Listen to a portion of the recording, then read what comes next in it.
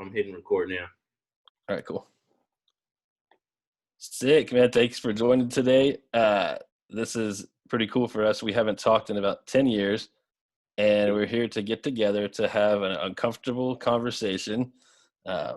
We came up with this idea together just to basically answer the question, like, what can a white man do to help Black Americans? And I think a lot of times it starts with that uncomfortable conversation. Yeah, for sure. And I think a lot of people from the Black community also think, what can we do to, communicate that message in a clear way? And so that's what we're here to do, to close those gaps, to have those conversations that we might not have had before, and, put it out there on the platforms to hopefully influence some people to have similar conversations. Yeah, I think a lot of people have these big philosophical differences, right? And then all of a sudden you sit them down next to each other and all that bullshit can hopefully fade away. Yeah. And that's what I've seen anyway. But just to kind of introduce ourselves a little, you want to introduce yourself to everybody? Yeah. Well, my name is So Sique. I'm a Dallas-based music recording artist. I started off as an author, actually, as a poet. I published a couple books back in college, Frame of Mind and Rest Your Feet. Also, really love to engage in these kind of conversations. I do a lot of community work to just get as much perspective as possible so we could, all close this gap and have that freedom and same level of equality across the board. Awesome. And hi, I'm Nick Bridwell, and I'm a novelist, writer, and journalist here in North Texas. Published a novel, The Ties That Bind, in 2015, and then I write for Plano Magazine out in the Plano community, and that's where I get most of my involvement, just with the people out here in Plano. So, we also just wanted to put out a trigger warning. We're going to try to keep this as real as possible here. So we might come up with some conversation, language, anything that might get you kind of irritated, pissed off, fired up, sad, all that. We're on the same side here together personally, Sique and I, and also just we're on your side. Right, man? We're here to kind of see what we can do to help people. That's right. And we've all seen in the streets lately, just all the protests is kind of crazy. This recent one on May 25th, George Floyd, we see him, I feel like every week or every other week, it feels like, where, you kind of lose track of all the names, to be honest with you. And but we saw something different this time around, where we see every nationality out there in the streets advocating for this, and the streets being painted in front of the White House, Black Lives Matter, and really seeing a uprising in this movement. So we really wanted to capture the essence of all these conversations that's starting to spark up for the first time, even though this isn't, the brutality and the violence and, the death and the lack of justice isn't something new. We are seeing it in a new way for the first time, I think, since the 60s. And I think it's really powerful. So when we are thinking about, okay, what this means to the Black community, like this time, like really, it really is enough is enough. I don't think I could recall the time of so many cities being filled with the streets simultaneously. You might have, if something happened in LA, yeah, they might have a demonstration there, or whatever the central location is. But this is the first time I've seen just a widespread, even big corporate entities like the NFL released a statement recently.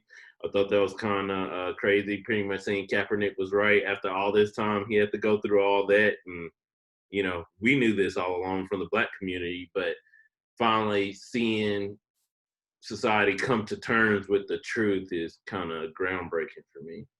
Yeah, that's interesting too, because you wonder, is that corporate America catching up with the message, or is that corporate America pandering, trying to save face. It might be a little bit of both, really. It's hard to tell, but we all know that Kaepernick deserved vindication from the get-go on that one.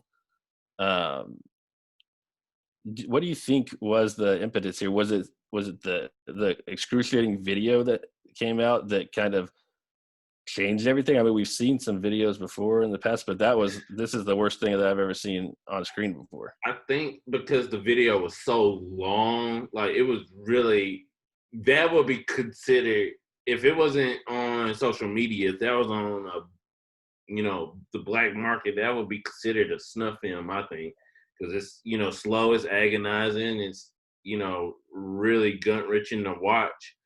I think that's part of it. Aubrey's was equally as difficult to watch because it was almost ugh, like it was, he really was being hunted. I've seen, Animal Planet, Discovery Channel and all that, and antelope, the anticipation of like, oh, getting chased by a predator, and it kind of had that, but these are humans we're looking at. And him trying to put up a fight, but we already knew how it's gonna end. Once that leopard, puts his claws on the antelope and they, fall down, how it's gonna end. And I think it really took a Target.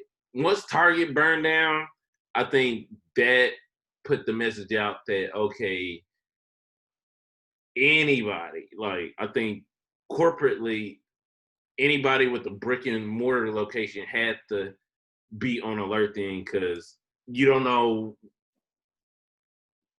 if your business is going to be impacted by that. Okay, that whole Target, that whole location, all those employees, the business, how much they're losing. It really takes, unfortunately, it takes corporate America to start losing money. Once it impacts them financially, that's when I see this trend of them having to save face. And since the black community has so much buying power, I think is $1.4 trillion buying power from the black community. Once we start pulling those funds together collectively and say, hey, we're not going to support you. We saw a report about Wendy's donated to Trump's campaign, and instantly we were like, hey, we were ready to cancel them. And they had to respond and say, hey, no, they had to disclose information they never had to before because it's really going to affect their business. And I think everybody's starting to see that and starting to listen to the message out there, or else their businesses are going to struggle because they're already on the brink with COVID being affected. This will really push a lot of businesses over the edge, that are still probably just struggling to survive right now. That's so true. And then you look at the fact that it's not a time for indifference. People have to make the statement now. We're seeing so many businesses that have to make the statement. So if you're silent, then you're being held accountable, because this is a moment where everybody has to come out and say, where do you stand? I think there's been a line in the sand, and that is very powerful too. I know that there have been a lot of different opinions on the protests, even just relating to COVID earlier, like you were talking about. My wife and I were talking, and people asked, like, why are people able to go out into the streets and protest? But they were so concerned with being locked indoors a couple weeks ago. And the difference is you don't leave the house for work if it risks your lives, but you might leave the house to save somebody's life and your family, Yeah. Because I feel like we're still going to have to confront this even when we pass COVID. I feel like this one is one we can't wait out, just like we've seen that before. Okay, after a couple of weeks, something else happens, and that hashtag culture is getting overwhelmed with another one because we're still outraged, and it's a never-ending cycle. And I think this time we're all frustrated with everything we've had to deal with recently, the lack of accountability, the lack of leadership. And I think you're right when it says, okay, this is the line in the sand. And what I've been using in the social media platforms, I'll say, hey, like, you know, back in the Nazi culture days, it was muddy, you know, that water, it was muddy, but after a while you really had to pick a side once you realize the true nature of their ideology. And now we're starting to confront, you know, this MAGA culture, which is very, you know, linear to what we saw around World War II. And I say, hey, like, nobody's gonna look back on a Nazi favorably, and I feel like we're starting to have that same ideology when it comes to what's happening in this culture, because they're going so far right, and with Trump saying all this crazy, ridiculous stuff, I'm like, if you could still support that person, that's really saying more about you rather than, okay, you trying to align with your parties. There's got to be a point of morality within all of us where, okay, enough is enough. Just like with the violence, the injustice, same thing politically. Hey, this is starting to affect all of us, and the people that's in alignment with that are in the forefront too, because they're being impacted. They can't go to these stores because there's a protest right there, you know. And if they got the wrong shirt on, they might get confronted. They're used to a certain comfort where, you know, a certain privilege where you haven't had to say anything. You don't have to care. You don't have to share. You don't have to say what your opinions are because it don't touch you. But now, for the first time, I think in history, it's touching everybody, and those thoughts that you have or your ideologies are coming out. So I want to move that forward, you know, to talk about you and where you came from. I don't know how to pronounce that. Ninsis, how you say that? That's Nueces County down there in Corpus. It's Spanish for pecan because we have a lot of pecan trees down there. A little Texas history for the audience. Oh wow! But So yeah, you're from a town. One more time. I want to Nueces. get Nueces. Yeah, Nueces County down in Corpus. Nueces County, Corpus Christi. And it's kind of crazy because that's pretty far south. Corpus Christi is one of the most southern Texas cities there is, you know, before you really get Valley, and you start getting closer to Mexico. And there was an officer that was fired there for saying George Floyd's death was a hoax to make Trump look bad. How can people in those environments where there's like little to no people of color be better informed and shift their perspectives on the way that they might not have been brought up? You know, I think you can kind of, you know, break that down a little. First thing that's just abhorrent. What that officer said. You know, there's a level of rampant ignorance that happens, and we all need to be able to call that out now. He, I think, was far off basis. If anything, you know, if there was going to ever be any kind of a hoax, it might have been the other way around. You know, we see black men being assassinated in the streets during a pandemic. That makes me think that they would do that for an uprising on the other side. That they would want people in the streets getting sick, but I don't see how it would benefit. I don't see how it makes Trump look bad, other than just that his nation is so horribly racist, and he's perpetuating that, and we see that all the time. This is a guy who says that you know, he calls black men thugs, and then he calls white men protesters. He says that the white men can go into a federal building with AK-47s when we all know damn good and well that if one black man did that, all hell would break loose. So he's a racist, and maybe people didn't know that when they first voted for him around. They thought, here's a fun guy. He sold some water bottles on NBC. Now, I think the hardest part of shifting perspective on racism is those entrenched values are so polar. You know, people think I'm a Republican, therefore, or I'm a Christian, therefore I'm a Republican, therefore I vote for Donald Trump, which makes no sense at all when you look at the guy. I mean, he beds porn stars. He is the golden calf. This guy puts gold on everything he touches. Uh, I mean, in a tackiest way possible. So we have someone who is he basically represents the antithesis of every Christian value that you can come up with, and yet he's worshipped by Christians and therefore the rest of the Republican Party. And that's people entrench all those things together. So when you have a conversation like, hey, mom, hey, dad, I don't really want you to like Donald Trump anymore, and here's the reasons why. They say, but Hillary, but Obama, but Biden.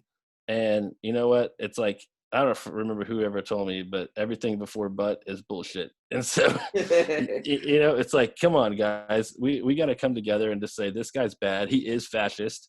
We see him.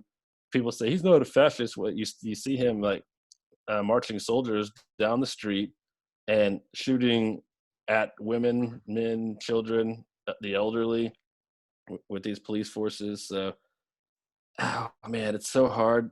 That second part of the question, how can people in environments with little to no people of color be better informed? It's like, that's a cultural shift question that we have to have about maybe an education level. What do you, I don't know, what do you think about that? You know, I think there's a level of deniability of, you know, just so many things in history. And I think a root belief in that subculture, you know, that's, you know, kind of can't get with the program or, you know, take things at face value. I think it goes all the way back to the Confederate Army. And, you know, we see these Confederate flags, but these people consider themselves American. And I'm like, okay, these are rebels that was fighting against America, you know, like literally, like they weren't American. They were trying to be whatever the hell else they wanted to be, you know, to keep that going. So I think teaching the truth about that war, the Civil War, and that it is not about whatever bullshit Confederate people say, you know, other than it being about slavery. That needs to be the focal point. Once that's taught in a unilateral way across the nation, that's the point where we could start pulling up those weeds, because those roots are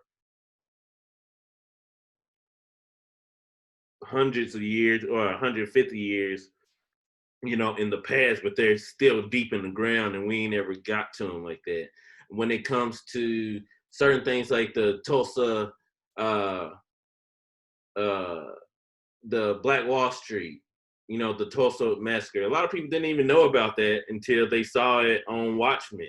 They're like, oh, Yeah, same here. they thought it was, you know, oh, fiction. I'm like, no, this actually happened. And nobody even knew about it. I knew, you know, Black people know, well, for the most part, but not even them. But if that's part of the curriculum and we treat Black history as American history throughout the year and not just February, we could start deconstructing some of that deniability of what America's actually done. We gotta strip the Christopher Columbus stigma. Like a lot of people know now, but still, there's still a Columbus Day. Why is there a Columbus Day? Like he wasn't, you know. We just gotta call it for what it is. America's tried to glorify the birth of this nation to wash the blood off of its hands. You know, we really gotta focus more on really what happened with the Native Americans and slavery and the real brutality of it. You know, they try to romanticize it, even though yes, obviously it's a horrific period in history, but just if people really knew. I think they're actually well, I forgot what his name, Nate Parker. He's a director. He did a movie called Birth of a Nation about Nat Turner. And that movie really captured some of the brutality of what happened in one of those revolts, those slave revolts, that he was, you know, the center of and the organizer of. And I think that needs to be shown, and you have to watch that movie and write an essay on it before you graduate. I think if that's an excellent representation of what happened, and okay, you saw that revolt now, we're seeing revolts now in the streets since 2020. How long ago was that? We're seeing this history repeating because people still can't even accept, not only, we're seeing these deaths on video, but they can't even accept the history, the true history of America and everything that's happened to people of color, whether it be Black people being taken and our culture and language being destroyed. I can't even tell you where I can only tell you how far as my ancestry.com tell me where my ancestors ported in America. I don't know what country they came from, though. There's no records of that. So when you deconstruct a whole culture or history of a people and you reprogram that into them over hundreds of years, you could control that narrative. And I think because of the internet, we have access to more information where that's not an excuse anymore. We're starting to learn more about all the things we need to. And as white people and everybody else is starting to learn some of the true things, it's like, oh, I didn't even know that, and you start kind of come to terms with our own reality and the true nature of America.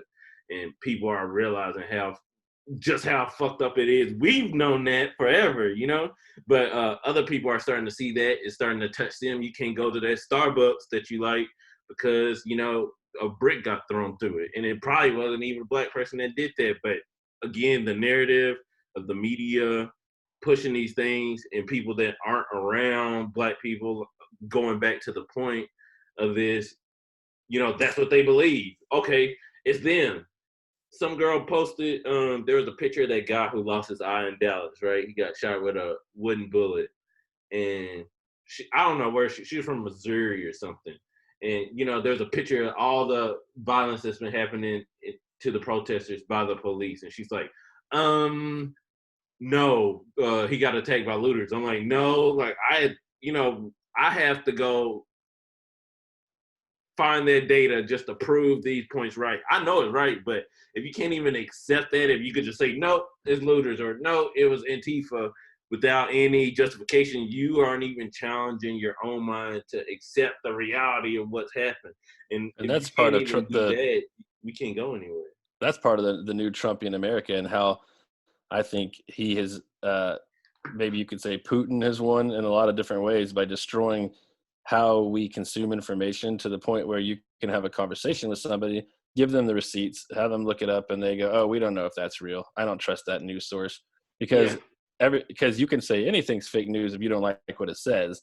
And that's horrible, because once you lose the freedom of press and once you lose the freedom of information to be consumed and say that it's actual information, then we're in a real tough spot. And that's where we are. And I see what you're saying there about Tulsa. That's I had no idea. I turn on the Watchmen, just for anybody who's watching this that hasn't seen this. You see Tulsa, a neighborhood, a Black neighborhood 100 years ago that is prosperous. You see people independent of the white people around them, living a life. And then you see white people come through with a militaristic attitude, with airplanes, and they just destroy the entire town. Not very many survivors. It's one of the most disgusting things that you'll learn about. And I had no idea that this had ever happened. Growing up in South Texas wasn't on the curriculum. So maybe that's one other place to start, is education, making people understand that and having empathy with other cultures.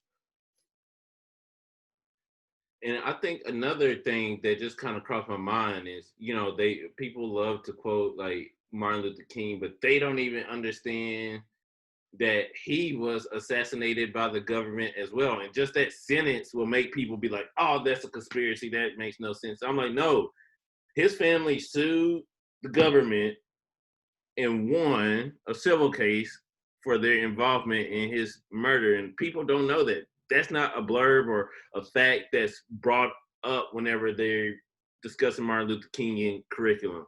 I think if the truth about, okay, what the government is capable of is put out there, and we are forced to accept that at face value at some of these things that's happened, especially with Hoover, that was president.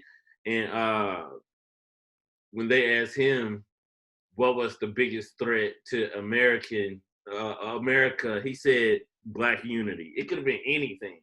It could have been global warming. It could have, whatever the hell. I can't even, my brain can't even comprehend right now, like all the other options he could have said, but he said Black people unifying. And then here we are 90 years later or whatever, or 50 years later, I don't know exact dates, but what the president, is it still, we have a president who's able to say those kind of things and get away with them on live TV because of his base. And that's just total bullshit. You have this just as soon as yesterday saying, we're skipping ahead, I think a couple slides, but he said, I think that George Floyd would be proud looking down that we have job growth. Like, he's so disconnected from the empathy of his constituents and from Black Americans that he thinks it's okay to say something like that. He's crazy. Let's push through this a little bit more because we got a lot of topics to go through. So what would you say? We talked about, okay, that fake news culture where like you could literally just say fake news and shut it down.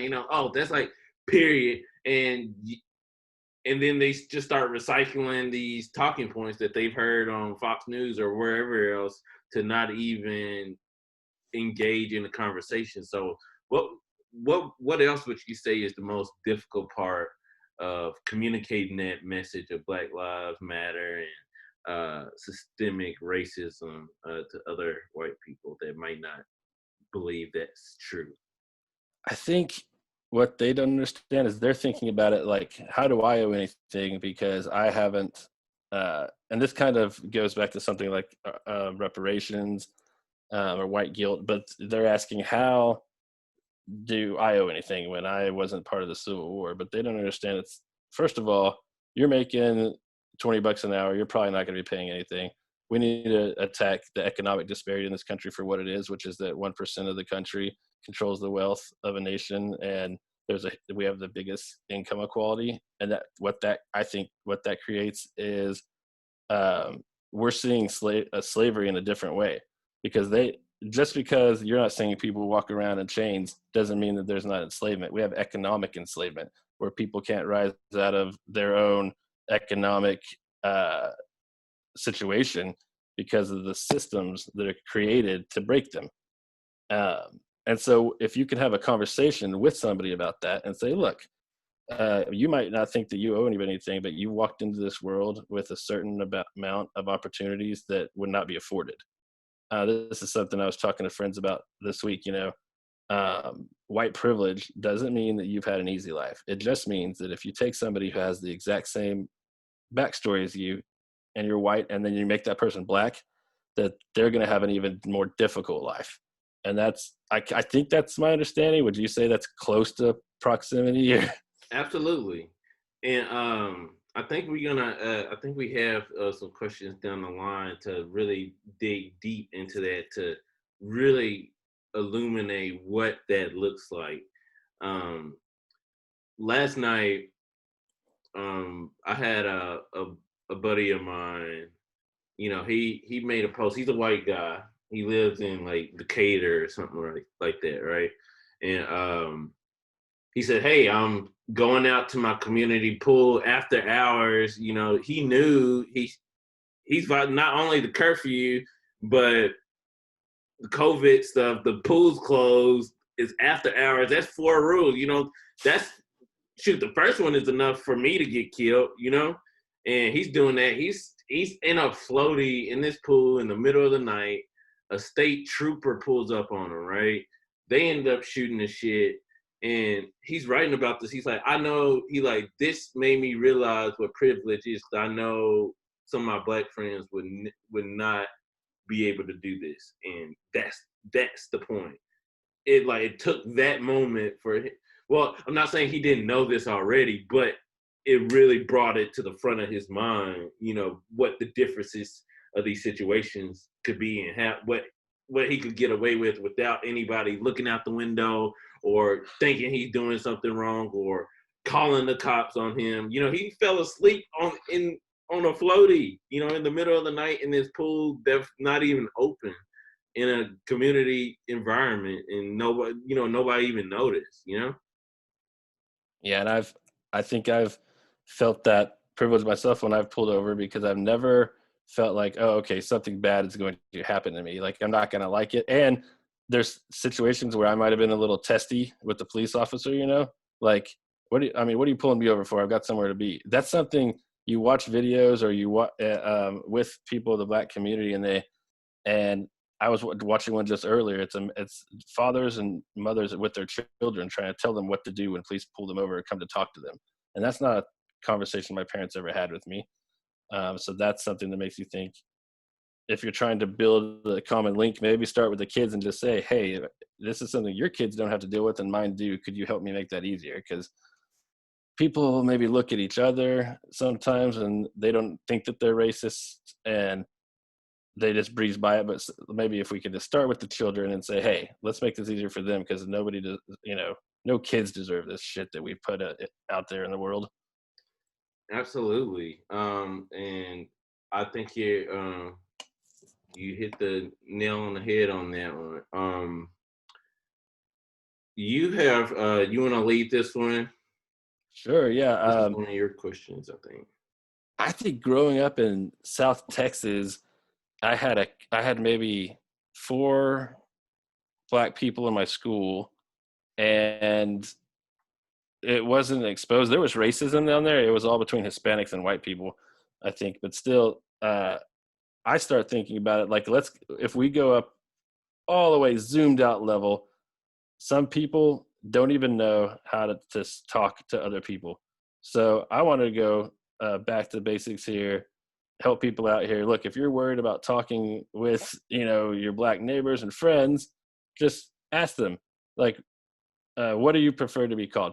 Like, we have Black, African American, people of color. People are worried about offending people these days a lot too. So what do you think in the community? What's the preferred term? Is it I think it varies depending on the medium. So if you're talking like to a Black person, like about Black people or whatever, I think that's fine.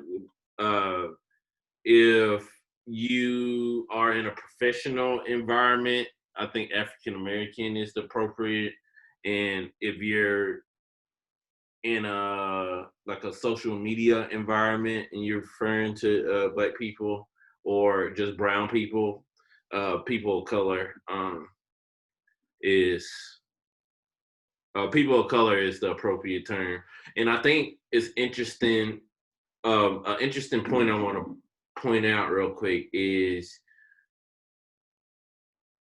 think about, okay, all the America's a melting pot, right? So we've heard terms: Chinese, Vietnamese, Filipino, Irish, Italian, Colombian, Venezuelan, Brazilian, Black. You see that difference there? How many Yes. countries are there in Africa? But we are the only culture. Well, white, I think white people could, trace their lineage, to, okay, we're Irish or British or whatever, but if they're born in American, you could say American or white, but still you have the opportunity, you have access to know where your people came from. There's nothing restricting that. And I think Black people are the only culture in which we can't do that, because our history, our culture, our language was destroyed, when we were enslaved.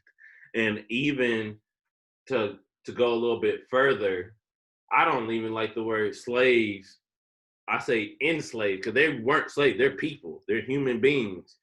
They were enslaved, and that was the nature of their reality. But they're not slaves. They're not pets. They're not property their people, but that were enslaved. So that's something I would like to see move forward in time whenever we're referring to that period in American history. And I just want to say for anybody watching, if they're offended by anything here, I put black people in the I put black people here in the comments, and or some areas write black African American, and it's not anything offensive. We're trying to get this together. So you can write in the comments if you want to and say, Nick, I don't like you saying black people. You're the pastiest dude I've ever seen. Maybe you should say African American, and we'll go forward with that, because that's all it is. It's about learning to take that conversation from people, take the feedback, and then turn it around and make it useful.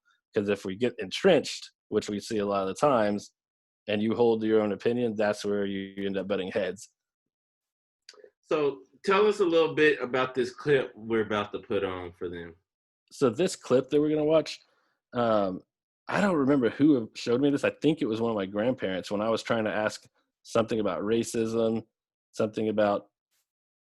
I think it was when I was first told not to say the N-word or something. And I said, what's up with this racism thing? Because in South Texas, there weren't a lot of black people. So my grandfather, I think it's my grandfather, played me this clip from Saturday Night Live with Chevy Chase and Richard Pryor, probably the greatest comedian of all time.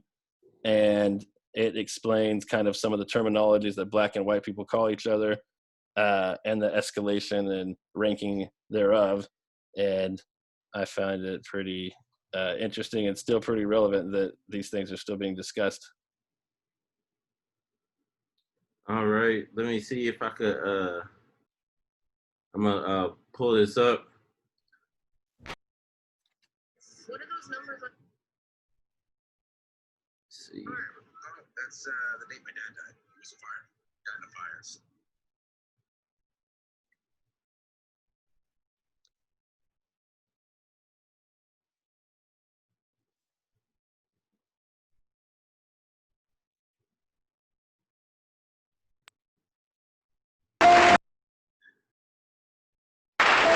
I guess that was my yes, it was my grandpa's way of saying, like, write these words down here, and those are the ones that you're not going to ever use.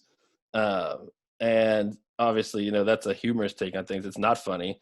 What happens in real life? I don't know. What's your The record-breaking phenomenon Parasite made history, winning 4 Academy Awards, including Best Director Bong Joon-ho and Best Picture of the Year. Parasite. Sorry. This has been brought to you by Parasite. You can watch that on Hulu right now for free.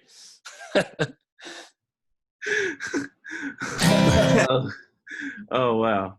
I think it's actually really important because people don't you'll see all the comments.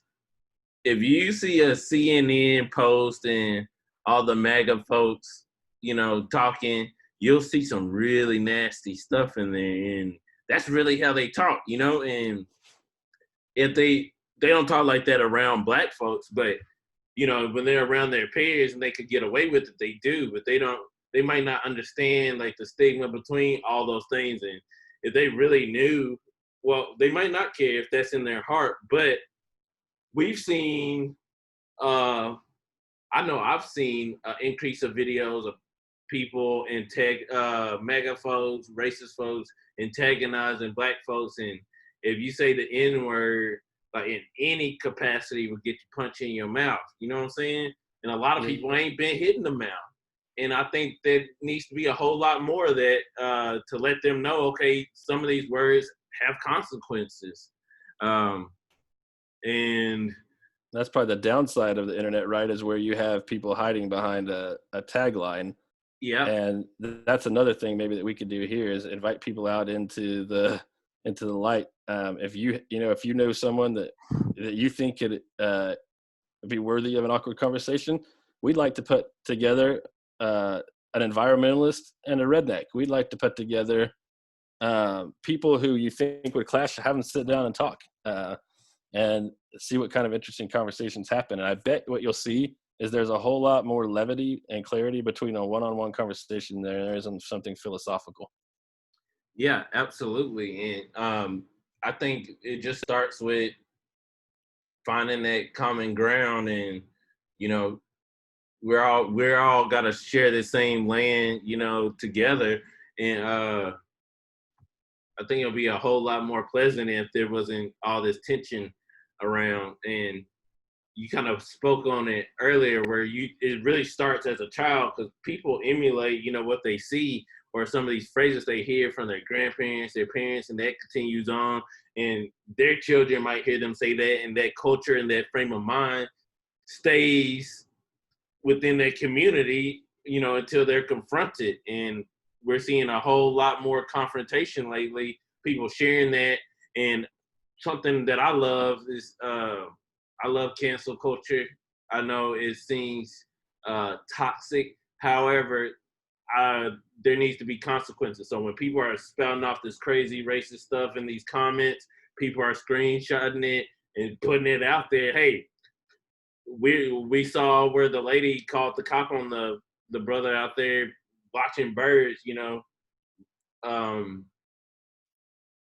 and you know that went viral. Now, you know, she lost her job. You know, people have this level of comfort where they could get away with these things. And if you say the N-word, I'm gonna smack you in your mouth, you probably ain't gonna say it. If you know you could go on the internet and say those things, and you can't hide behind, you know, the internet.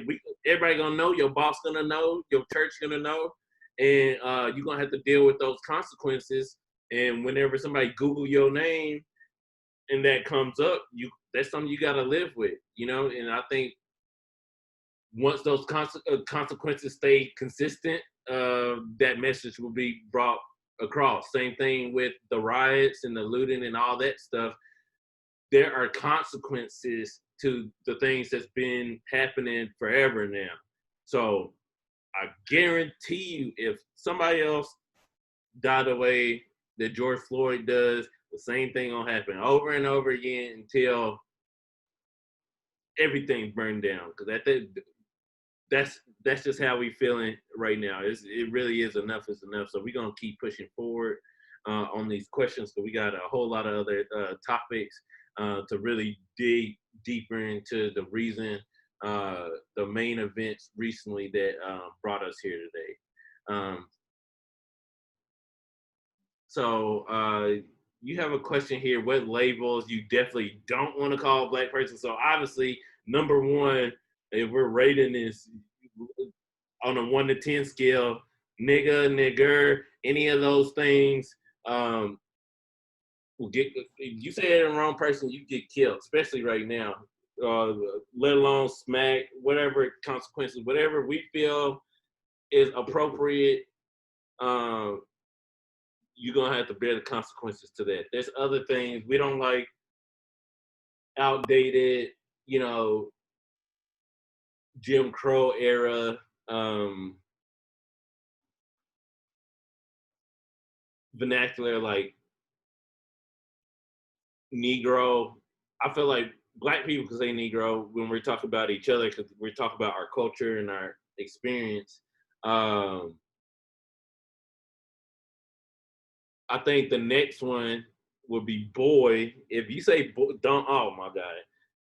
Even like, just, I don't think there's any way I could think that won't trigger something in a black man. If he, even if that's your friend, you know, like boy, you crazy.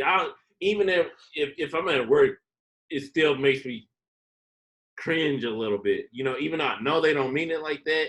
And and I think it's pretty rare, you know, that people use it in a derogatory way, but it still has some stigma to us that will trigger us. Well, trigger me for sure, but I know a lot of other brothers feel the same way too on that. And of course, any other inflammatory, you know, slang, you know, other than saying a black person or African American, isn't really acceptable. You have white guys a lot come up. What's up, brother? What's up, brother? What? See, that's another one. I was thinking about that before this conversation. I'm gonna share a quick story real quick. So I drive a pretty nice vehicle, right? And whenever I was purchasing it, the guy showed up. My name is Jeffrey Banks. I'm telling y'all my legal name just for this story. So he didn't know. I have an accent on the phone. I sound pretty southern. Some people say I sound like Leonardo DiCaprio's character on Django. So he didn't know I was black, until he saw me. And I could tell he just, like, his demeanor changed completely from how he was on the phone once he saw me, like trying to be jive and stuff like that. And, when I finally signed the lease, it was irritating me the whole time that he was just kind of, he's like, oh, let me put it on this hip hop station or whatever, whenever we're in the car. I'm like, are you for real? Right now. And at the end, he's like, oh, thanks, thanks, brother, blah, blah. He didn't shake my hand like a corporate way. He tried to do the lot. And I didn't appreciate that because he don't know me like that, And I think if a white person is going to call, even that could be your best friend, and yeah, I feel like I have this friend that's a ex-Marine, real he kind of a hunter, like he's kind of like Stone Cold Steve Austin, something like that, Bruce Willis hybrid. And but he says brother though, and that's different because it doesn't have a racial connotation to it. That's just a unilateral, okay, hey friend, what's up, bro? That's fine. But if you say brother, that seems like you're kind of trying to emulate our vernacular, and it's in a way that's, I feel, not in good taste necessarily. Thank you. Thanks for sharing that story.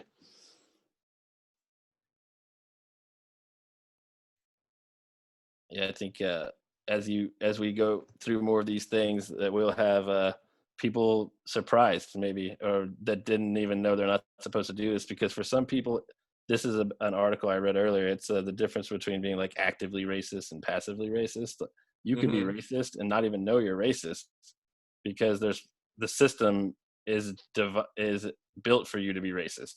Yeah. So some of it's just about communication. Listen to Sique and say, I don't like that, and then going out and not doing that, and having the respect for the other culture. Yeah. So you can leave this. Okay, cool. It's not popping up on my screen, so hold on. I'm gonna go to. Oh, it's not. It's not. No, but that's all right. Oh, wait. Let's see if we can get this going here, guys. Can you see it now? Let's see. Not yet, but I have them written down over here off to the side. So let's see. So this is something I think that'll be definitely a touchy one. I've heard this growing up in South Texas, this thing where, why can't I say the N-word when black people call themselves the N-word? What is the most, how do you respond to that? Say that one more time. Sorry, I'm trying to. Something's going on with the screen real quick.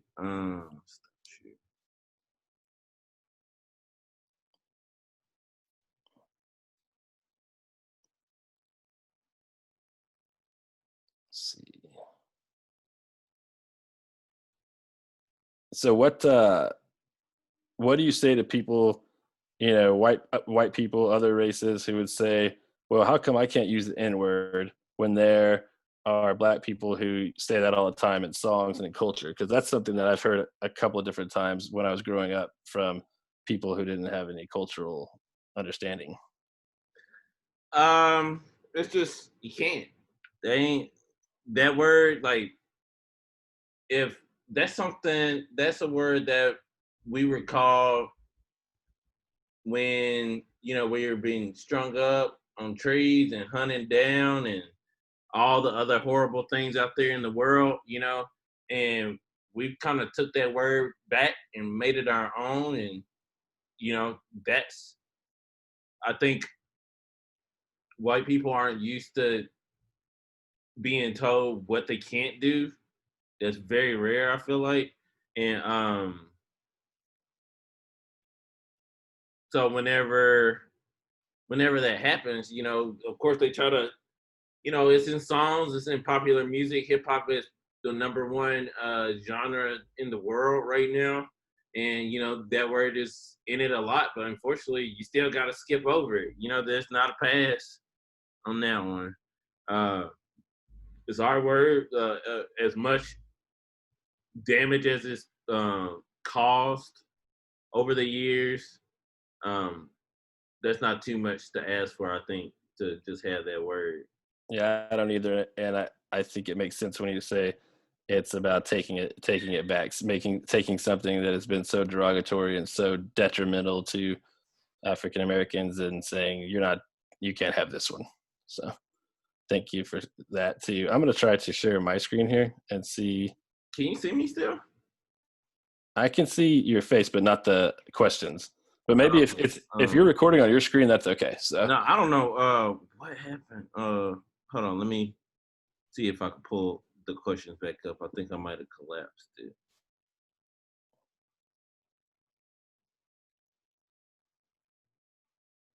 Yeah.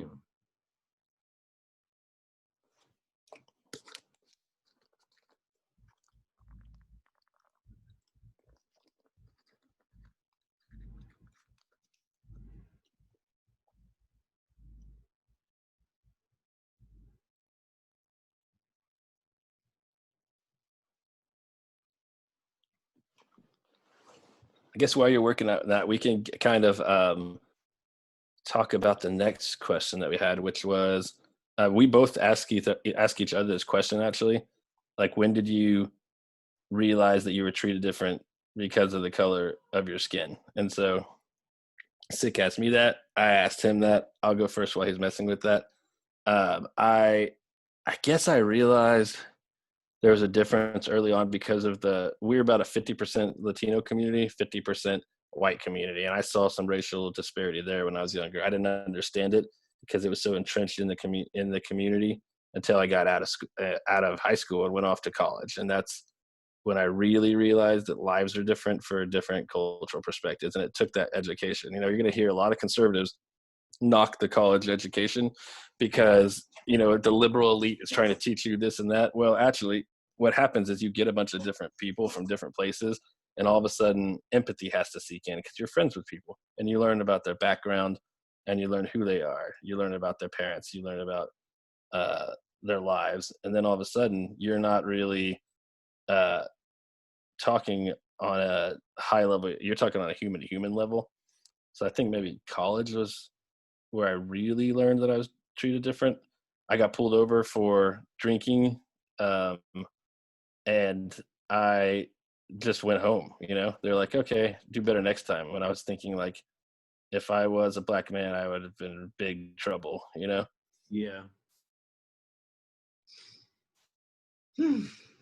That's a tough one. And I can see that now, by the way, just to let you know. Okay. And yeah, we're good. Me and all that too. Yes. Sweet.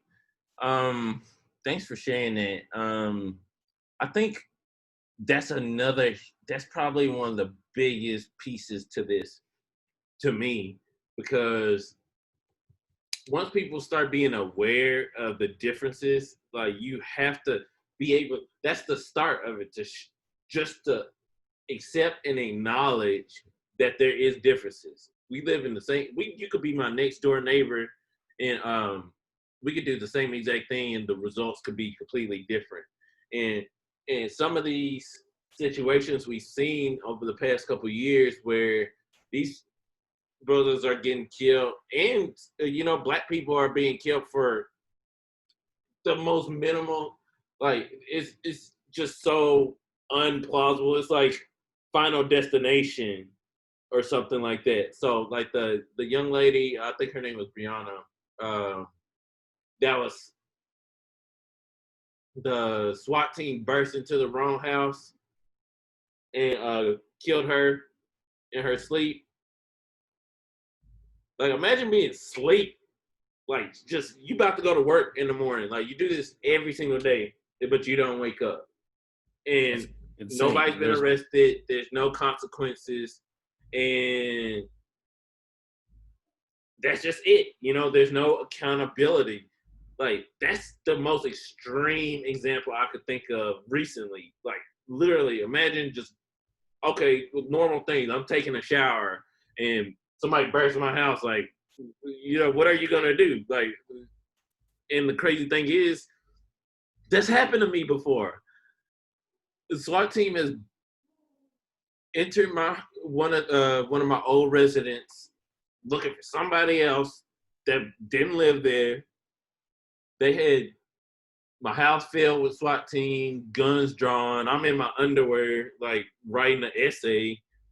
And I was thinking, I'm like, oh, if I even would have moved the wrong way, I had headphones in, so I couldn't even hear it. You know, I heard a little something in the background, but, like, if I would have reacted too soon to somebody bursting in my room, you know, I'm thinking it's my roommate's like, oh, what the hell? You know, anything that might have come off threatening, I would have been dead.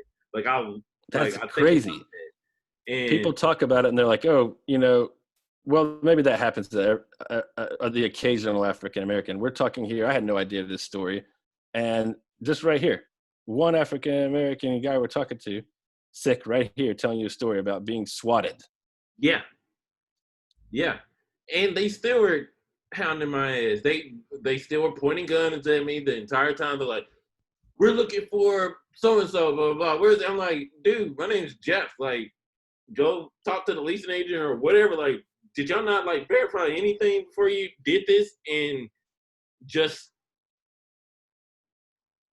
I was unlucky and lucky at the same time, because, like, she was asleep and I was awake. So if that could have happened to her in her sleep, that could have happened to me just being there, trying to pass English class. But I'm a good writer, so I was excelling regardless. But still, you know, if I would have reacted the wrong way to this unpredictable, you know, situation, we see these things where, okay, Black people are getting confronted, you know, for whatever. I saw this one case where this guy was eating like a McChicken or something on the subway platform, and this cop was just going off on him and detaining him. He's like, dude, I'm eating breakfast. Like, you're doing all this? He's trying to arrest him, He's like, no, dude, like, this, I can't even comply with this because it's so ridiculous. You know, he's trying to argue, hey, like, let's talk. Like, why are you bothering me? I'm just eating a sandwich, you know? But he could have died that day for something we all do. Imagine you waiting for the DART train, drinking your Starbucks, and somebody come up to you trying to arrest you. Of course, you're going to have questions. You're going to resist. And unfortunately, some of these situations, you get choked to death, you get stepped on, you get shot, you get tased, you get ran over, anything you could possibly do, you know, and you're still unarmed. It's not like you have a gun, a knife, or anything. I got a half a eating sandwich and you choking them out, you know, and then you arrest him. He's probably going to lose his job. He got to get a lawyer to fight this bullshit ass case. So that's still systematically putting you even further behind for you doing nothing. You know, you have to do all that to even get your, you know, exonerated or get the charges dropped. If you have the money to get bailed out, you know, so many people are stuck. Like the guy from New York, I forgot what his name was, Khalif. Where he was in the New York jail. He got arrested for stealing a backpack. He didn't steal a backpack. He didn't get bailed out. He sat in jail for 3 years. 3 years without a trial, and he was innocent. And 2 of those years were all alone in solitary confinement. You know, he's getting in fights, he's getting molested and stabbed and beat up by guards. And imagine that, and you're innocent. They saying, hey, that guy right there, that's the guy that stole that bike. Get him, you know?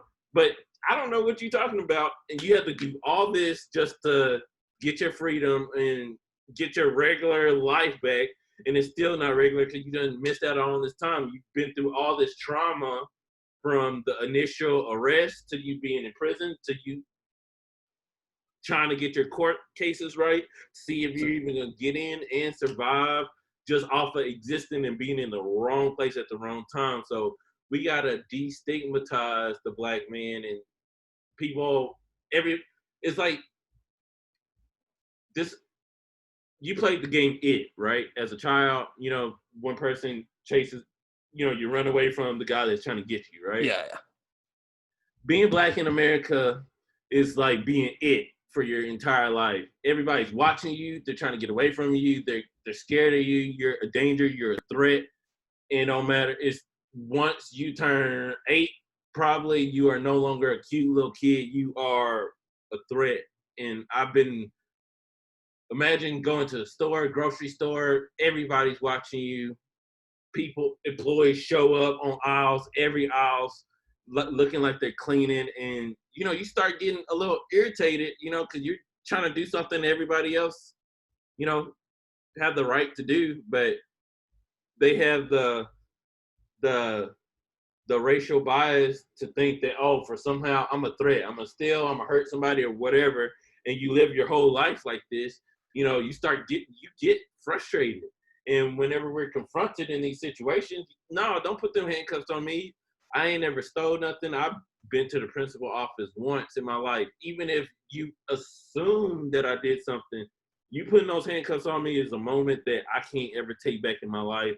And I think the first time I was handcuffed and put on the ground and searched illegally by cops, I was 12. And I was just walking through the basketball court. They're like, oh, this arcade a mile away got robbed or something like that. And somebody was trying to steal something. I'm going to steal a whole arcade game. I'm walking up the street. And you're 12 years old. Me and about 3-4 of my other Black guys, they did that. We're telling them, hey, like, we're just kids. What are you talking about? But they didn't care. And it was it was a decent neighborhood too. So it's not like things like that were going on. And but that changed my life though. It only took one time. And you're cautious. Even if if I'm in a parking lot at a grocery store and somebody pulls up behind me, or like they're waiting for another car to pull out, but if they're blocking me in, I get anxiety because I'm thinking about any situation that could get me killed, and my fight or flight kicks in like that, and it shouldn't be like that. And I know a lot of us have that same experience here in America. Do you remember having a conversation? Was that, we talk about, for white people, the talk is the birds and the bees. For you, was there a time when you were a kid when someone had to have that conversation, or was that moment when you were 12 the big holy shit? Yeah, my parents both were educators. So, I started reading like, pretty advanced, literature early in life. And I remember one of the first books my dad gave me was the autobiography of Malcolm X, which was a little heavy for me at the time, but they still showed us film to let us know what was what. So there's this movie called Rosewood, which is a real story of a Black town. They got destroyed and rioted, and hundreds of Black folks got killed because this white woman said that this Black guy had I don't know, came on to her, like flirted with her, and that wasn't even true. But the cops and the town folks went to this town that this guy supposedly lived in and killed everybody, burnt it down, tortured them, cutting people's ears off, hanging them, cutting their hands off. It's a pretty powerful movie. And I'm a young kid watching, an hour of mayhem. And, I thought, it really did affect me. But I'm like, okay, that wasn't too long ago. You know, my mom is from Sherman, Texas. You know, it's not a whole lot of black folks up there. You know, so when certain things happen, you know, she'll give us some heads up on certain things. You know, oh, like you don't realize they're like lessons to keep you alive until you're a little older. You know, just little things. Okay, you're in the store. Hey, don't touch that. You know, you think if any other culture, if a parent says, "Hey, don't touch that," they think what for? Because you could break it, right? And even if you break it, you know, depending on what you look like, they're like, "Oh, it was an accident," you know. But us, if you touch it, oh, we don't want you. They might think you stole that, blah blah. They might stop, blah blah. I've seen videos of people just walking through the just so many. It don't matter what the situation. It's so many different scenarios you can think of where okay, people assume that you're stealing or doing something illegal, and the worst thing you can do on a black person is call the cops. Even because usually it's the most minor of infractions, and any of those situations could be deadly. And there wasn't a whole lot of white folks in the neighborhood I grew up in. The first part of my life, I didn't really start getting integrated with the more diverse population until I was in like 8th grade, and it took some getting used to because I'm like, okay, I only know history at that point, and then I see these people, I'm like, okay, I'm cautious of them. I'm watching them watching me, and they might not necessarily think that, but again, if you're you notice all how people react around you, and even little things like people not wanting to shake your hand. Like if you're at an event, or if I'm speaking, there's times I spoke at events at UNT or something like that, and I'm shaking people's hands or whatever, and like some people will blatantly like put their hands on their pocket, something that's just unusual. You're like, oh, that was weird. Maybe they're a germaphobe or something like that. No, they just don't want to touch a black person, or they won't say nothing to you.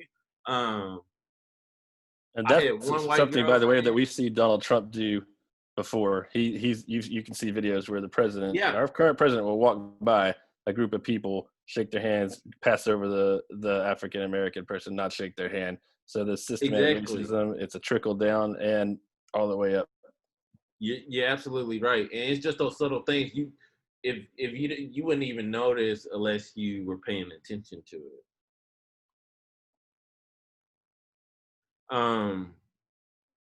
This next question you have on here is when the first time somebody threw a racial slur at me.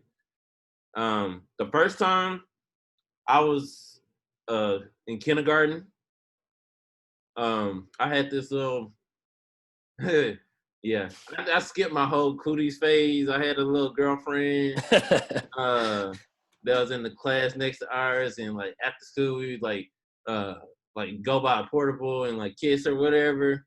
And her mom was looking for her one day, and she was a little white girl, and her mom like saw us, and of course like it scared a little like kid in kindergarten, but you're children, but the way she reacted kind of really was an anchor throughout the rest of my life. And I remember she snatched her up. She's like, "You're not gonna be kissing those little nigger boys," and she smacks me and takes her daughter off. And I'm like, "Whoa, what?" Yeah, I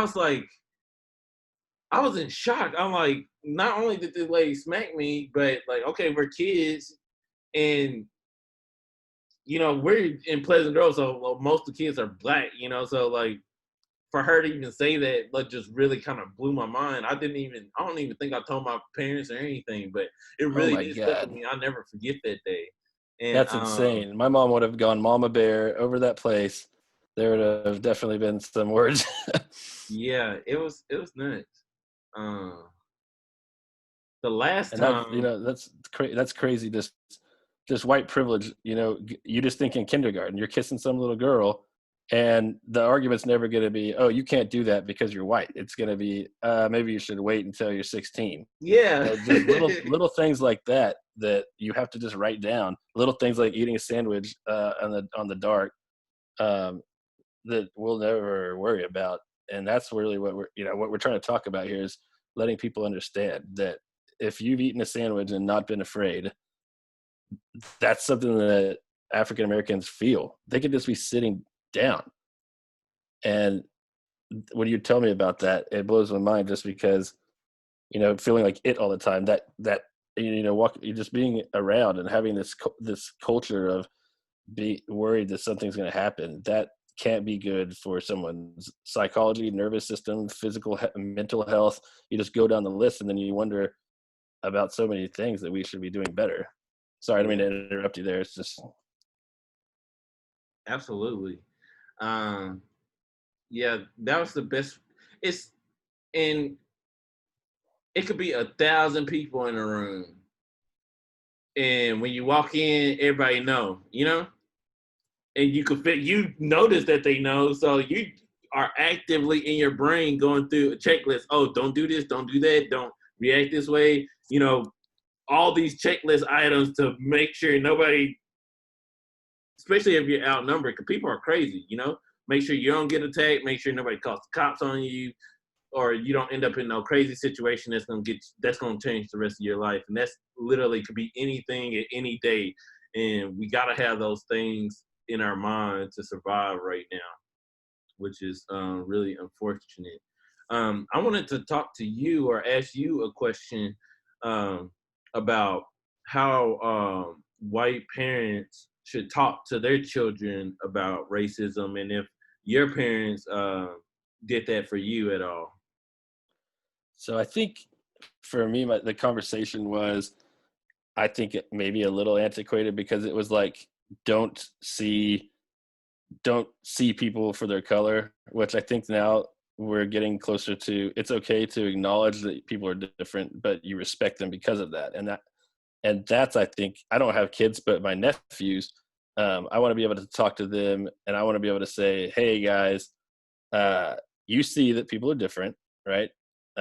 You can have classmates that are Black, classmates that are Asian, Hispanic, and you don't want to just blanket, oh, it's okay, all these people are like me, because honestly, they might not be, and they shouldn't be. We live in a world with a diverse group of people, and true understanding and respect happens when you acknowledge people are different and you like them because of that, not despite of that. And so that's that. I think the talk that I would say for any of my friends out there who have kids that are watching this, to sit people down and say, hey, instead of saying, hey, these people are Black or these people are Asian, how about just saying, tell me about that. What is it like? What cool parts of culture are? I guess I had a minor in anthropology, so I'm very interested in cultures and differences. Do you think that's a good way to have that conversation? Yes, I think exposure to different cultures opens up questions, and once, like if you take a kid to, see, I know that's going to be a bad analogy. Okay, listen, a museum. I was going to say a zoo, but, they see something that they don't know about, especially small children, 2 to 4 years old, they ask you a million questions once they're able to talk.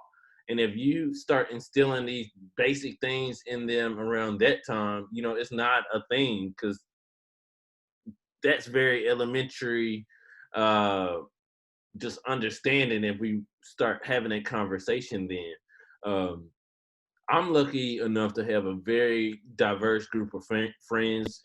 My 2 best friends, one's Vietnamese, one's Mexican, and I've had the opportunity to be able to learn about their cultures, and they got to learn about mine in a very immersive way. So, that just kind of carries on with you to with the rest of your interactions you're going to have with the community, and just being open-minded to different things. So it's not such a shock when you see somebody that you're not used to, and be able to ask questions, and not assume. And I think that's how you find the answers. So I had a conversation last night with a colleague about white guilt, and they wanted me to add this question to our our discussion, and she said that, okay, well, she's while she is aware of her privilege and she does use her voice to advocate for equality, she doesn't feel guilty because it wasn't her, but she does understand how she benefits from that system that was implemented whenever from slavery all the way on, and how those things continue to impact society and her specifically. So just wanted to know what your views are on when it comes to white guilt. I think a lot of times when you hear white guilt, that I feel like it comes from the perspective of the alt-righters attacking people, being like, oh, you just have white guilt. And that's letting them create the narrative. I feel what maybe would be considered white empathy or white compassion, which is to say that I think that we have to acknowledge that there are problems here in this country, that we need to help raise our brothers up. Brothers, RTHS, because we are all in this planet together, and we need to create a situation where we're all prospering, not just a couple billionaires, which I think really create the narrative. I think when you go to the ultra wealthy, they're really happy that we're all fighting until we start burning down targets, because it creates a subservient economic class system. So as far as white guilt, I think that it really it depends on how you define that term. I think that I do feel ashamed that for so long that people who are part of my family or part of my just being white or Caucasian have benefited off of the literally off the backs and off the lives of people in the African American community who have built the country, because that economic enslavement that we're talking about, what they're trying to say is, you stay over there and keep doing the $10 an hour or $15 an hour jobs. We'll be over here doing our thing. And they try to keep it like that so that there's that system in place, and it's total trash. And right now, I think I'm hoping that you see a lot of white allies in this fight right now, because we're beginning to realize that life is connected. We're all in this journey together. And if you can be compassionate, if you can have empathy, then you have to realize that we are all human beings. Let's acknowledge our differences and appreciate them. It's so strong. A couple of years ago, my wife and I created this thing called the Plano Cultural Exchange. And what we did was we got together and we took people from different cultures and we had dinner. So one day, a person who is Ethiopian American would take us to an Ethiopian restaurant, and she would sit down and she would tell you what the food was about. So you're not just eating the food. I can go do that with my wife. You're eating it with an Ethiopian. So they take the food out. She says, this is why we eat in a familial community, because in Ethiopia, what happens is people travel around and they might be walking for a while and they'll come across another family, and the family will say, come in and eat with us. And so you have a big meal that comes out in family style. You learn things like that by sitting down with people. If I had it my way, everybody would have mandatory four dinners, but really, I mean, one dinner a month would do it, just where you get together with a group of 9 other cultures and you learn about them, because it's exposure, like you said, that really helps people to understand other people. Kind of went off on a tangent there, but that's no, you're great. I love that. That is a really brilliant idea, and I think that's something a lot of people should start. Hey, you guys, if you're listening to this, reach out to your friends out there on Facebook. You know somebody from a different culture. Invite them to dinner. Have these tough, uncomfortable conversations. Learn more about culture. Man, I love that. That's really great. Thanks for sharing that. And thanks. I think we've kind of petered off. I passed that group off to somebody else for a while, but I think maybe it's a good time to start that up again and to invite people out to dinner. What we did is a meetup group, and it took off. I didn't boost it, post or anything. I just put, hey, people from different cultures, if y'all want to get together, let's do this. And we had a couple handfuls of people who just wanted to get together and do that. And that's a cool way just to, everybody eats, right? Yeah, for sure.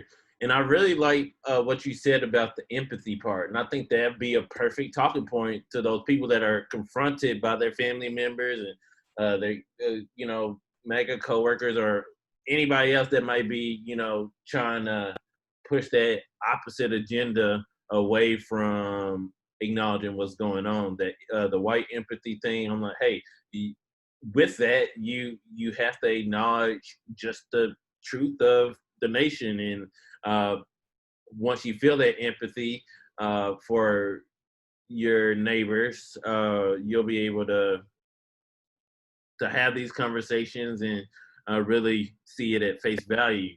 So when we talk about that empathy part and acknowledging the truth of the history of this nation and how much it's caused a disparity between the classes, between wealth, the opportunities, just generationally to thrive. What are your views on reparations? And just from a white perspective, what do you think that would look like to close that gap?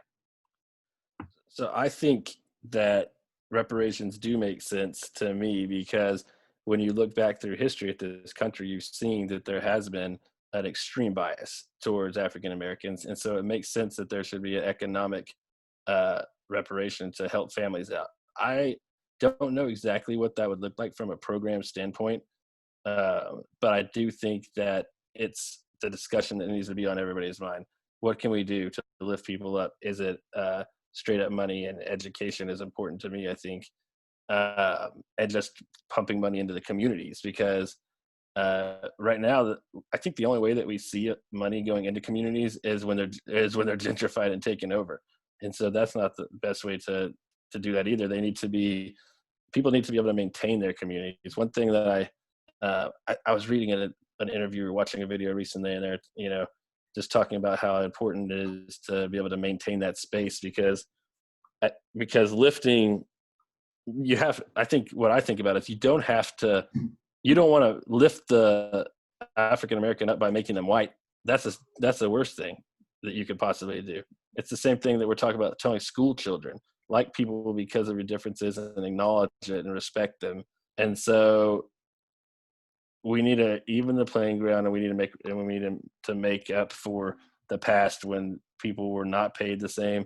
It starts off right now. We need to march on Washington and equal pay for equal jobs. If that's the ground level, is that if Sique and I are doing the same job, we should at least be getting the same money, but there needs to be incentives to pay back, because if you're African American and you grew up with this economic disparity, we do owe you something back, because we've been screwing over people's families for years. And so you need to look at that number and say, you can't put a number on people's lives, but there has to be some kind of ground basis for saying, here's where we start.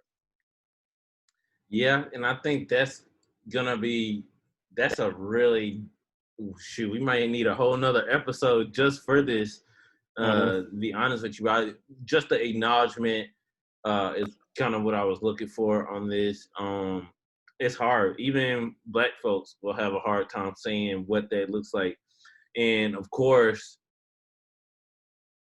I feel like our default is thinking practical, like, hey, what will they give us instead of what do we deserve? Because and again, we say what's realistic, but that's based off of society's warped view of our value already.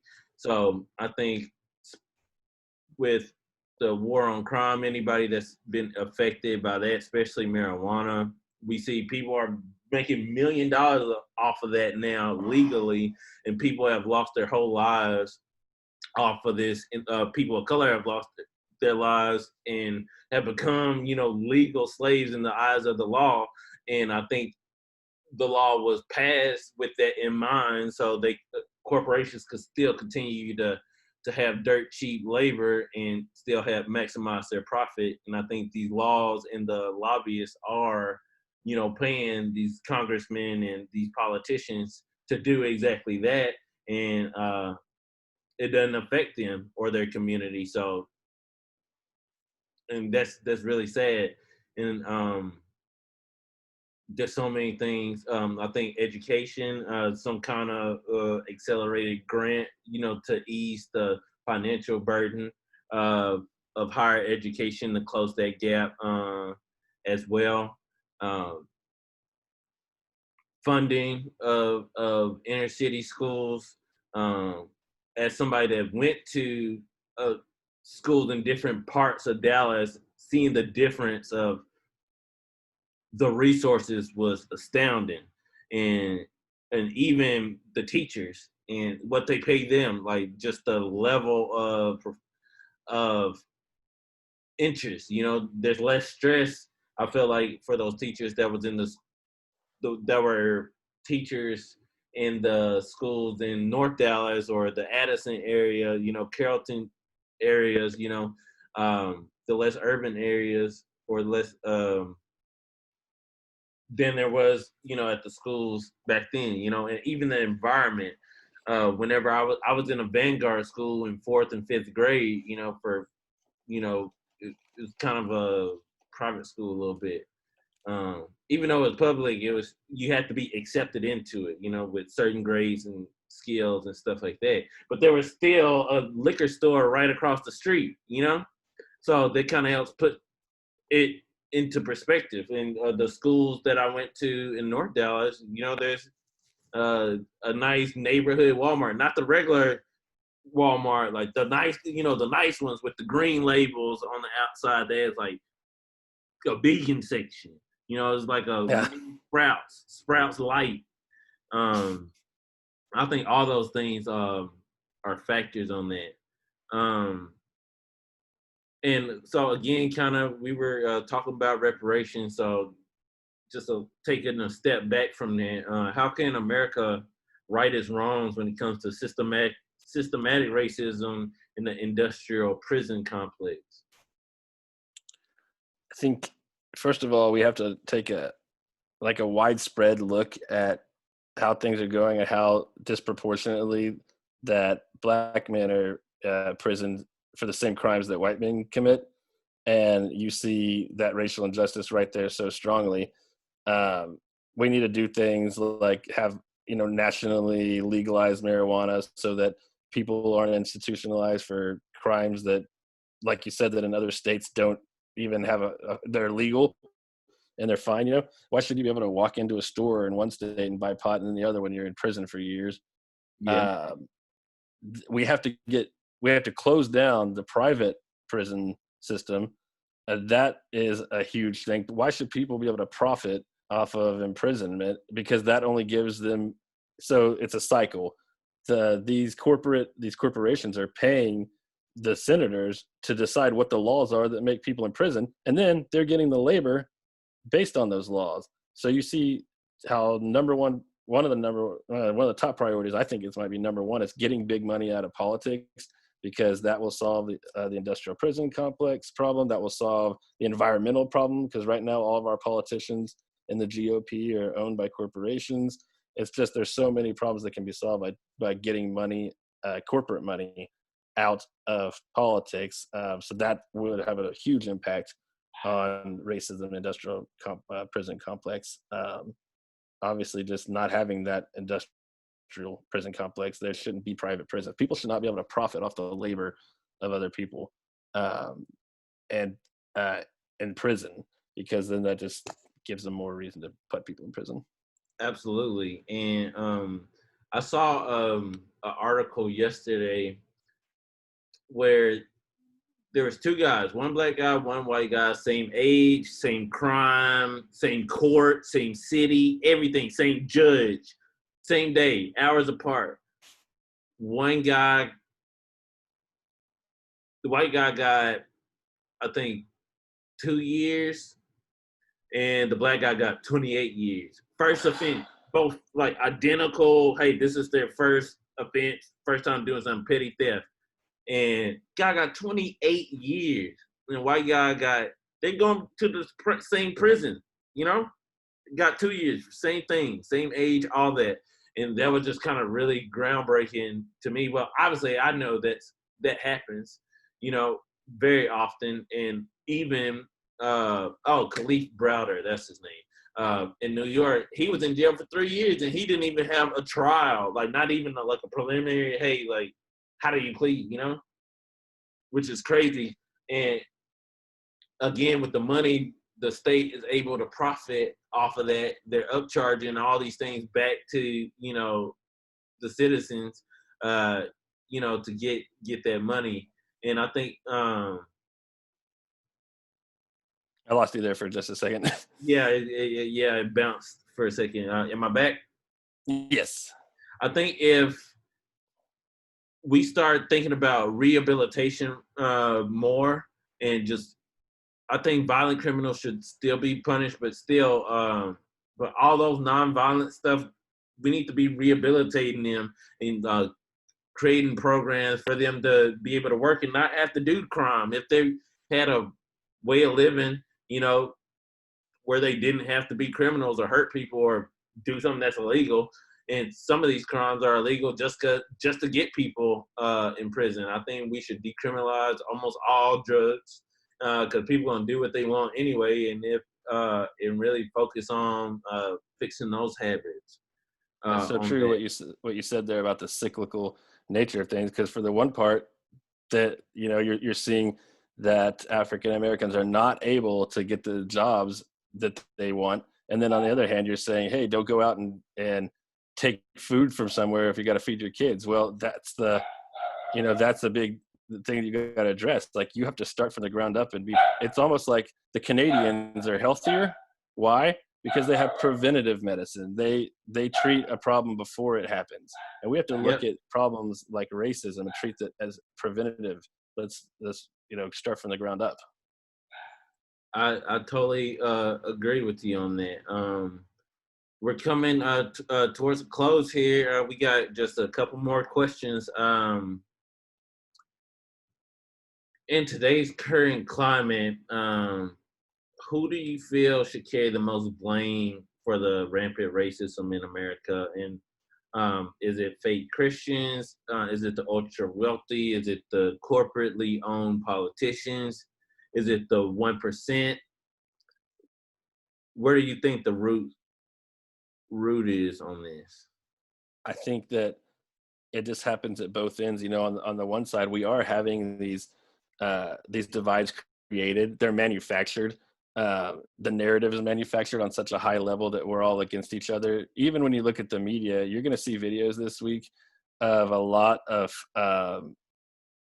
protesters being violent, of police being violent, but they're not going to show as many times the videos of people coming together for the cause. I think it's important to see those other things. Mm-hmm. Don't get me wrong. When a bunch of men knock down an old dude and break his head, and then 50 police quit in Buffalo, if you don't mind going, sorry, Mom, you're not going to like this, but fuck Buffalo, for one thing. When those police decide to go ahead and quit their jobs because their other police officers were suspended for knocking down an old dude and busting his head. This just happened this week. That's the high level, is that the narrative is created. People are broken up, and the African Americans are being economically enslaved. The other thing is we have to take responsibility as individuals and say, well, what am I doing in my family to fight racism? How are we handling this on a micro level? Am I being a part of the solution or part of the problem? And right now, silence is part of the problem. So you need to have conversations with your kids, with your brothers, with your sister, with your parents, to try to get the ball rolling here and make some big changes. You're right. I love it. I think that's true. Like, silence is the deadliest thing right now, and we got to confront everybody. Some of those friends or those people that might have been on our lives that's on the line. You got to pick a side now. It really is time, and I really appreciate you using your platform and your voice to share that message for equality. I really do appreciate that. And I want to clarify that just now we were talking about the people, they pushed that old man down. I think he was a white activist in his 70s. didn't mean to move the narrative that way. It's just the first thing that came to mind. But obviously, we're seeing extreme examples of Black people in this country being tortured and being killed. We're going to talk right now. The next question coming up is for you. I mean, what does it mean for the Black people in your community when Donald Trump comes out and the first thing that he says is, George Floyd will be looking down happy because of job improvement? And what does that message do to you? It ain't nothing we ain't used to from Trump. And again, every time he has an opportunity to be even close to reasonable or normal, empathetic, or any chance for him to be a leader, period, he squanders by saying some stupid ass shit. And we really don't pay him no mind like that, because it's all, don't nothing hurt more or less than the other things he said. We know who he is. Like, we could see that. The thing is, we are more interested in seeing how our neighbors, our coworkers, our friends react to those things, and if they let that fly. Because we are watching now. This is, people are getting unfriended, because you got to pick a side now. You can't be in the middle. And so we're honestly more interested in looking at those reactions to make sure the people we have around us are advocates and a positive force, or else that's somebody we could really do without. And we don't feel no type of way about Trump. We all know what he represents. Who are the heroes that you look up to lead? Who are people that we should be following online? That's a great question. Because since the civil rights movement, there's been there's an organization called COINTELPRO, which worked to dismantle the civil rights movement, the Black Panthers, infiltrating these Black Lives Movement and all those other movements to spark social change.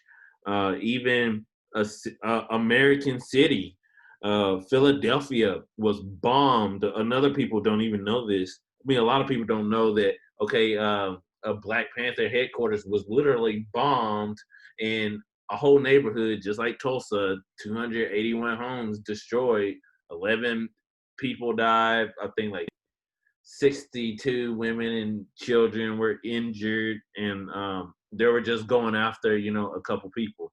When was this? This was in the 70s. I didn't know that. It's not taught. Exactly. And because that narrative is okay, like if you could teach them that while they're young children, everything else that happens to them in their life is kind of the trickle down effect of what you learn, and that's how you kind of perceive things. So if you learn early, like I did, okay, what the government and what racist people are actually capable of, whenever you see these little patterns, if you're looking for it, if you're looking for a yellow bus, you're gonna see it, but if you don't even think about it like that, 100 yellow buses could pass you and you wouldn't even think twice about it. Let's see. My other question was just, I think it's probably covered by the same answer, but what is, when you see the government, people like Trump talking about other people, that there are good people on both sides of a Nazi rally. Is there an established unity there between something like where you have African Americans and Jews that are both groups, cultures being oppressed? Is this an opportunity to bring everybody together and say, look, let's look at this together? This is an opportunity. It's not black versus white, it's good versus evil at this point, right versus wrong. And I didn't answer your question about the leader. What I was going at with the COINTELPRO is, okay, we talked about Martin Luther King getting assassinated by the government. He was a peaceful protester. The Nation of Islam was infiltrated by some folks. that, so black people actually killed Malcolm X, but, these people were hired by the government again, so if you could eliminate those black leaders to those unifying voices, we haven't had one of those, in Hoover's, his thing was, okay, kill the Black Messiah. The Black Messiah is that one singular black person that could unify that entire race. We haven't seen that really since Obama, and he was the president, but he is somebody I think we listen to. He put out an essay recently, it's still a breath of fresh air, some kind of leadership to help, drive us in the right direction in an effective way. I think we haven't seen the rise of somebody, just up there. This is the guy, because everybody get killed, Well, Fred Hampton, he could have been that person. He was one of the leaders in of the Black Panthers. He got assassinated by the government. He was that guy. He could have been that guy, I think, right now, to be that, hey, we're going to do what he say. And that's part of the reason I wanted to, I'm engaging in these conversations. I've got a couple other podcasts and things I'm going to be doing to speak to other different demographics, just for me as a leader, do my part to help bring some clarity and give some direction from a high level and a way that's digestible as well, but at the same time, not pulling no punches. I'm gonna tell it straight up, but it's something we need everybody to be involved in right now. It can't be just black folks. We need everybody to do their part to see this change finally happen. So, and you nailed it. Good versus for even bringing this to me and starting this conversation off and doing all this legwork to make this happen today. Well, hey, I'm just glad that you could be here. And honestly, it's like you said, it's not a white and black thing. That happens, but it's really, it's good versus evil, like you said. And we got to break down those narratives. You look, I hate to break it to everybody, but Donald Trump is not the second coming of Jesus Christ. And you got to take a big look at the way that you think about the world. That's all I'm asking is, what are you doing now to help out people in your community that are different than you? Are you willing to come and do a conversation like this with somebody that you know? We're going to put this in comments and social media. Tag someone if you think that you'd like to have a conversation and have a cool perspective, because we want to give voice to people who maybe wouldn't have had it otherwise. And then, of course, we have this announcement here where, if you're going out to protest and things like that, I know that I'm going to be going out tomorrow for the first time in months, because there's a rally here in Plano, Texas, and I'm interested to support the community and just try to follow WHO guidelines as much as you can to keep yourself safe because of COVID, because the last thing we want is all the good people who go out there to fight the good fight getting sick and dying, because that only lets the bad guys win, Yeah. What else we got here? I think we have some resources there, and then we can add more later. We're going to end up posting this, I think, probably on a couple different platforms like YouTube. We're creating a YouTube channel, and we'll plug some more resources there in the comments. Okay. That on the resources list, there's a very interesting article on the bottom of that I think taught me a lot. An interview with James Baldwin in Esquire from the 60s, and you read it and it could have been written today, which tells you how much work we have to do when so little changes actually happened. Absolutely. I love James Baldwin. He's one of my favorite writers. And another resource I want to plug before we end this is a documentary on James Baldwin called I Am Not Your Negro. I think it should be required viewing before American kids could graduate, just to really put into perspective that conversations like these, and somebody that's just an amazing American writer, a black American writer, a gay black American writer. He just represents so many cultures, that have been oppressed in this country. And he speaks very eloquently and really breaks it down. So I highly recommend you watch that if you haven't, to get some perspective on all these things. Awesome. I'll definitely be putting that first up in my queue. And thanks everybody for joining us. I think we probably thought we'll have a little hour talk. It's gone closer to 2, and I hope that we get to do it again, because I'm really just honored and humbled to be able to talk to you and get your perspective. You're you're somebody who I think will make a big difference in your community and going forward. And I really appreciate it. All right, and thank you for your part. I think the same about you, and I look forward to sharing this with the world, and hope you guys continue to stay safe out there. Do your part. Don't be silent. Speak out. Challenge yourself. Challenge your peers. Challenge your family to see what's going on. Thanks again to Nick Bridwell and everybody out there that's willing to step out their comfort zone for the greater good. Thanks, guys. And go ahead and we're going to put this up on YouTube under the YouTube channel, Uncomfortable Conversation. So if you guys want to follow that, then we'll have another one hopefully posted for you soon. All right, guys. Until the next time, we'll see you around. Thanks. Yeah.